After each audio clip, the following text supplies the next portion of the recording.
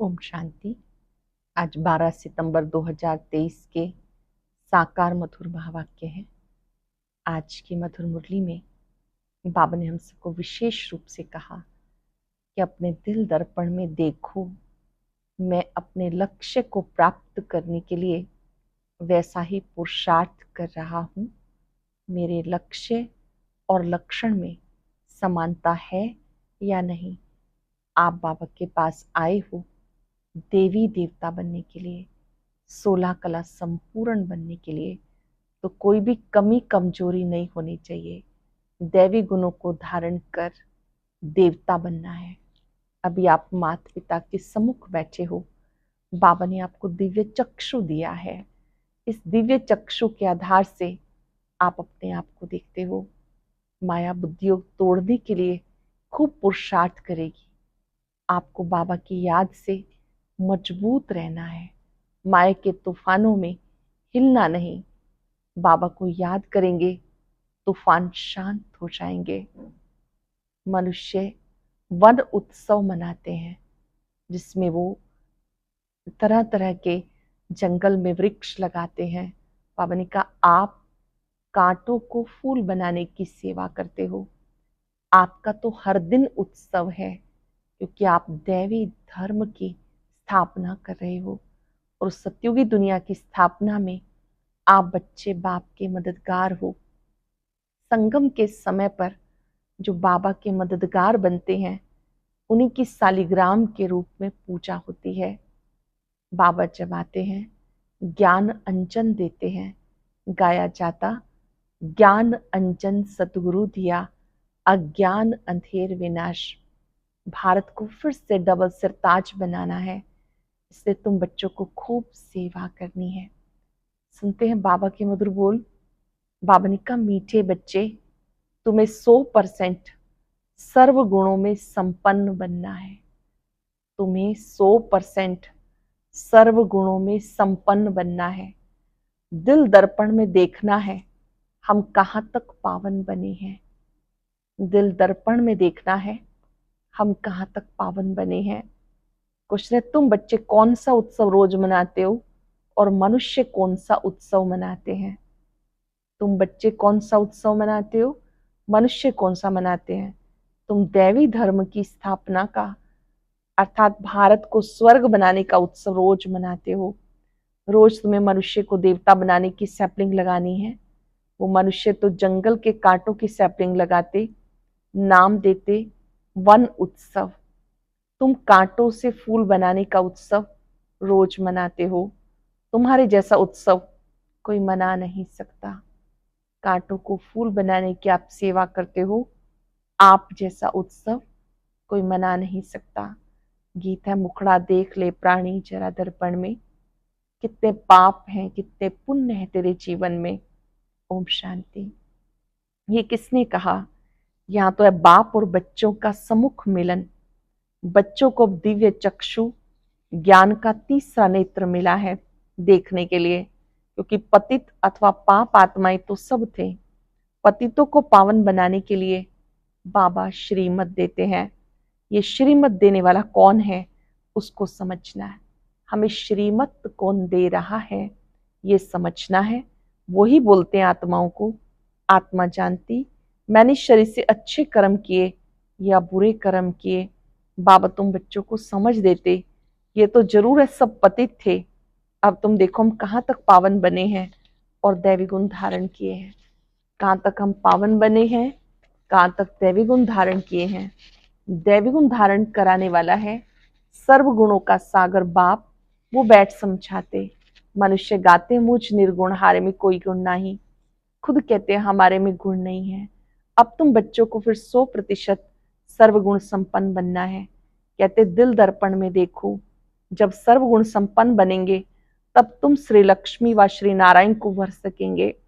पहले पहले बाप का परिचय देना है, ऐसा जो बेहद का बाप है जिसके लिए गाते हो तुम मात पिता हम बालक तेरे।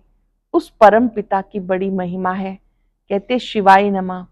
अब वो तो स्वर्ग का रचयिता है, जरूर हमें बाप से स्वर्ग का वर्षा लेने का हक है। बेहद बाप का वर्षा स्वर्ग की बादशाही है जो हमें देते हैं। भारत को स्वर्ग की बादशाही थी, अभी नहीं है, जरूर बाप से मिली थी। भारत ही सचखंड बनता है। सच शिव बाबा का ये जन्म स्थान है, ये कोई भी नहीं जानते। शिवरात्रि गाई जाती, वो कौन सी? श्री कृष्ण की भी रात्रि, शिव की भी रात्रि दिखाते। श्री कृष्ण का तो माँ के गर्भ से जन्म हुआ। शिव बाबा के लिए जन्माष्टमी तो वास्तव में नहीं कहेंगे। शिव बाबा आते ही तब हैं जब ब्रह्मा की रात होती है। बाबा कब आते हैं? जब ब्रह्मा की रात होती है।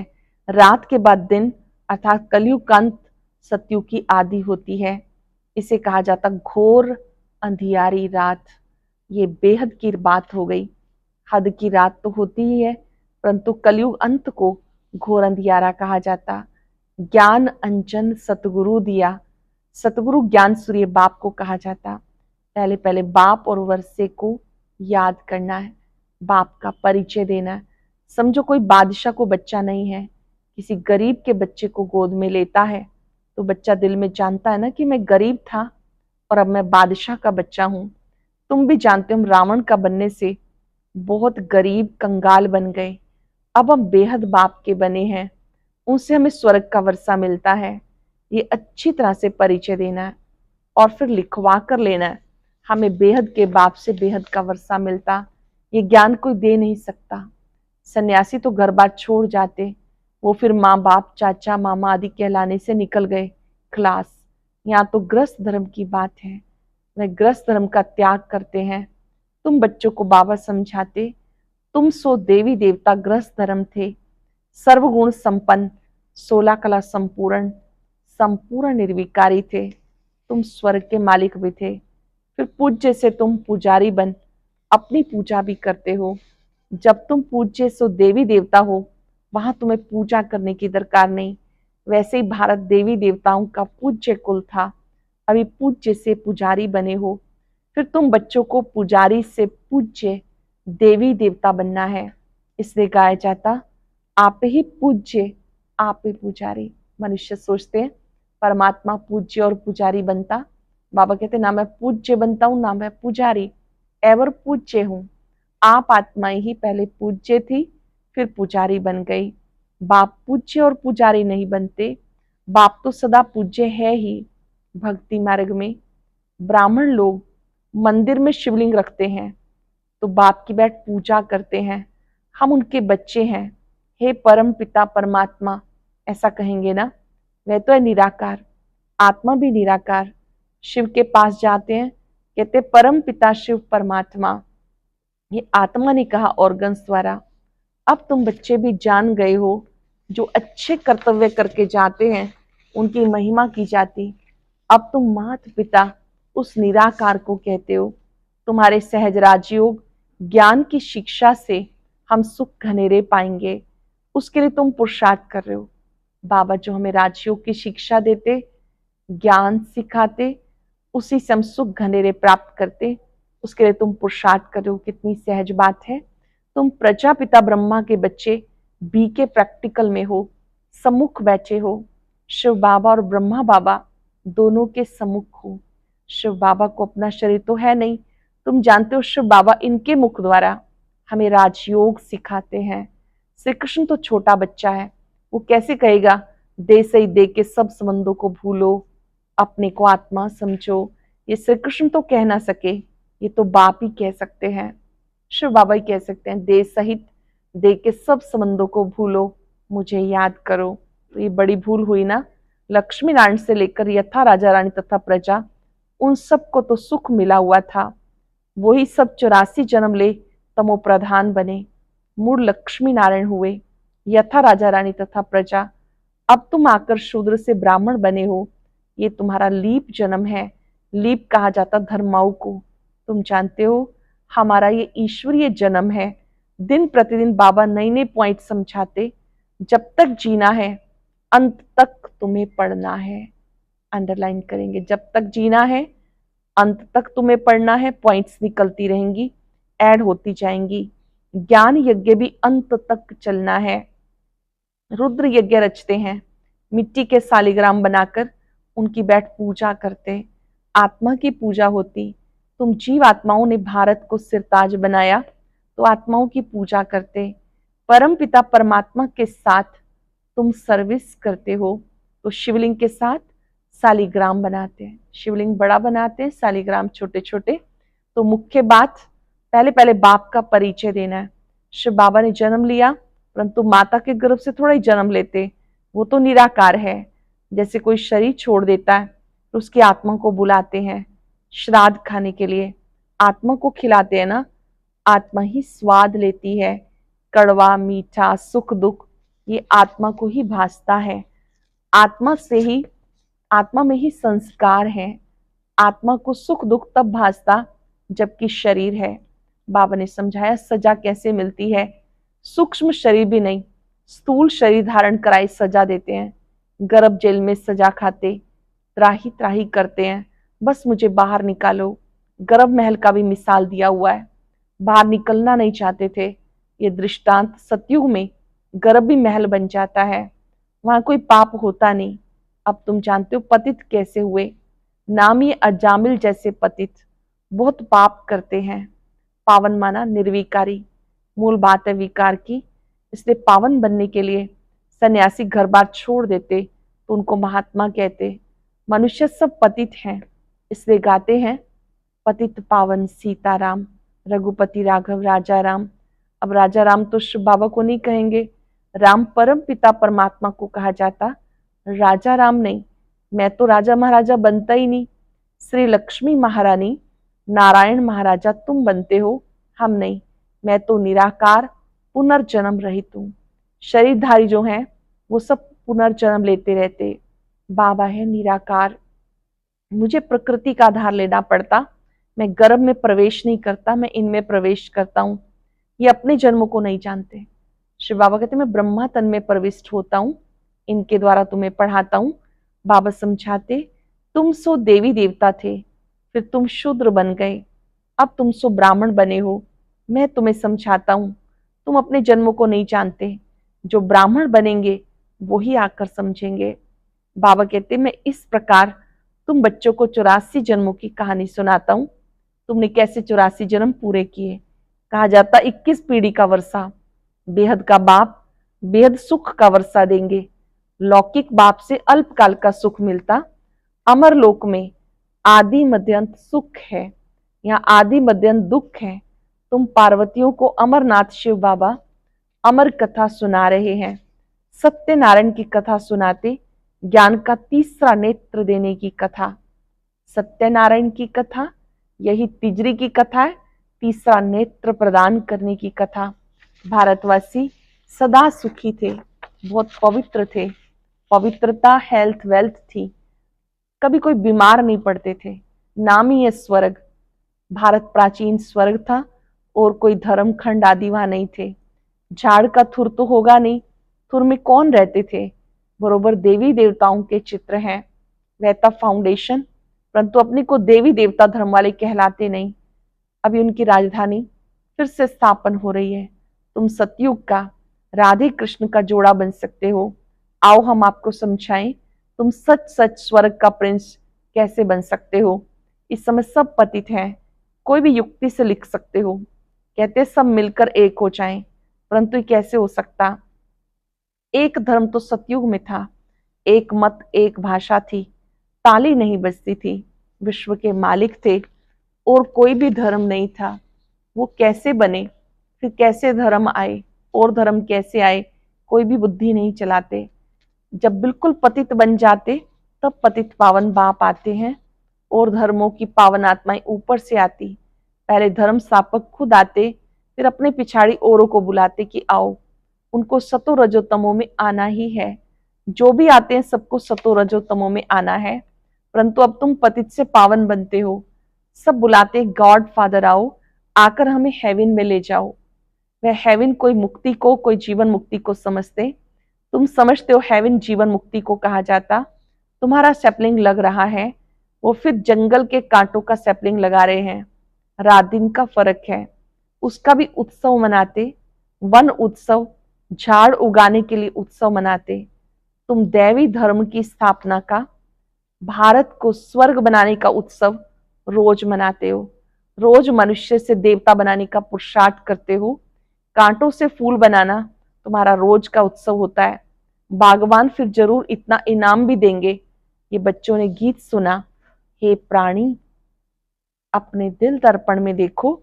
तुम स्वर्ग के देवी देवता बनने के लिए लक्ष्मी को वरने लायक हो। कोई अवगुण तो नहीं। भले तूफान बहुत आएंगे, माया छोड़ती किसी को नहीं। बड़े बड़े दीपकों को भी बुझा देती है। उल्टे सुलटे संकल्प तो खूब वार करेंगे, मजबूत रहना है। अंडरलाइन करेंगे। उल्टे सुलटे संकल्प आएंगे, मजबूत रहना है। इसमें मुरझाने की कोई बात नहीं। बाबा से योग तोड़ नहीं देना। सबका खिवैया वो बाप है। विषय वैतरणी की बड़ी खाड़ी है, उसे तुम योग बल से पार करते हो। विषय सागर से पार होकर तुम क्षीर सागर में चले जाते हो। विष्णु का राज्य क्षीर सागर में है, अर्थात घी की नदी बहती है।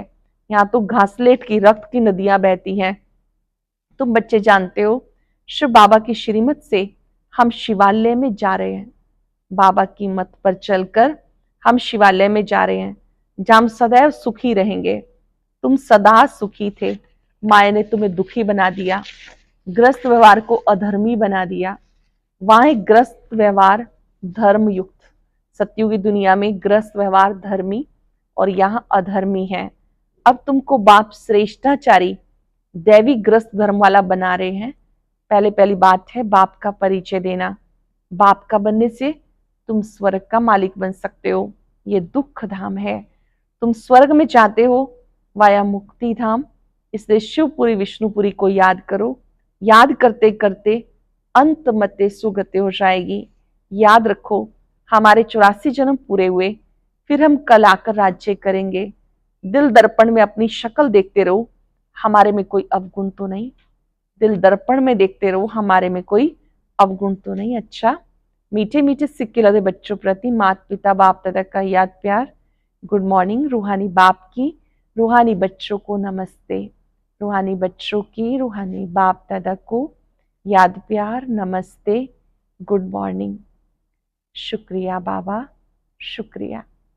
धारणा के लिए सार। योग बल से विषय वैतरणी की बड़ी खाड़ी को पार करना है। उल्टे संकल्पों में मुरझाना नहीं, मजबूत रहना है। पूजनीय बनने के लिए बाबा के साथ साथ भारत को सिरताज बनाने की सेवा करनी है। योग बल से विषय वैतरणी की बड़ी खाड़ी को पार करना है। उल्टे संकल्पों में मुरझाना नहीं, मजबूत रहना है। पूजनीय बनने के लिए बाप के साथ भारत को सिरताज बनाने की सेवा करनी है। वरदान है ट्रस्टी बन, लौकिक जिम्मेवारियों को निभाते हुए अथक रहने वाले डबल लाइट भव। ट्रस्टी बन, लौकिक जिम्मेवारियों को निभाते अथक रहने वाले डबल लाइट भव। लौकिक जिम्मेवारियों को निभाते हुए सेवा की भी जिम्मेवारी निभाना, इसका डबल लाभ मिलता है। डबल जिम्मेवारी है तो डबल प्राप्ति है, लेकिन डबल जिम्मेवारी होते भी डबल लाइट रहने के लिए स्वयं को ट्रस्टी समझकर जिम्मेवारी समझ के संभालो तो थकावट का अनुभव नहीं होगा। जो अपनी गृहस्थी अपनी प्रवृत्ति समझते हैं उन्हें बोझ का अनुभव होता है। जो अपनी गृहस्थी अपनी प्रवृत्ति समझते हैं उन्हें बोझ का अनुभव होता है। अपना है ही नहीं तो बोझ किस बात का। सब कुछ बाबा का है, हम केवल उसे संभाल रहे हैं, ट्रस्टी हैं। ऐसे ट्रस्टी बनकर रहेंगे तो डबल लाइट रहेंगे, बोझ से मुक्त रहेंगे। स्लोगन है सदा ज्ञान सूर्य के सम्मुख रहो तो भाग्य रूपी परछाई आपके साथ रहेगी। सदा ज्ञान सूर्य के सम्मुख रहो तो भाग्य रूपी परछाई आपके साथ रहेगी। आज हम याद रखेंगे, मैं ट्रस्टी हूं, डबल लाइट हूं। एकाग्र हो जाएं, अपने ऊंचे स्वमान में स्थित हो जाएं। बाबा ने मुझे गृहस्थी से ट्रस्टी बना दिया। सब कुछ बाबा आपका है। आपने जो मुझे सेवा दी, मैं इसे निमित्त बनकर निभा रहा हूं। बाबा ने मुझे जिम्मेवारी निभाने की ताकत भी दी है। सब कुछ बाबा आपका है। मैं ट्रस्टी हूँ, डबल लाइट हूँ, अथक हूँ। शुक्रिया बाबा, शुक्रिया। और अब सुनते हैं आज का अव्यक्त ज्ञान मोती।